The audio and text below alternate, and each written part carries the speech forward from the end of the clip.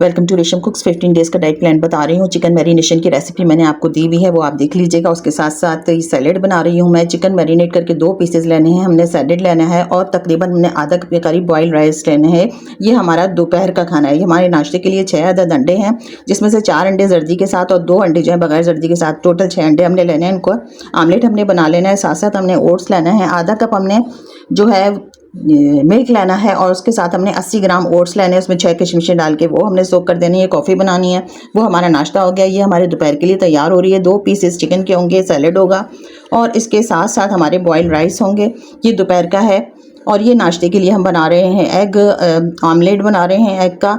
ये egg omelette होगा। इसके साथ साथ हमारा ओट्स होंगे और कॉफ़ी होगी। ये हमारा नाश्ता है 15 डेज़ का। ये हमारा लंच। और डिनर के अंदर हमने 2 पीसेस जो है वो चिकन के रखने हैं, 2 अदद हमने अंडे रखने हैं और 1 प्लेट भर के हमने बाउल रखनी है सैलेड की। बस टोटल ये हमारा लंच, डिनर और ब्रेकफास्ट हो गया है। सैलेड आप जितना चाहें बीच में ले सकते हैं, कोई इशू नहीं है, लेकिन मीठे फल आपने ज़्यादा नहीं लेने हैं। दोपहर में जब आप सैलेड लें तो उसके अंदर आपने फ्रूट्स भी डाल लेने।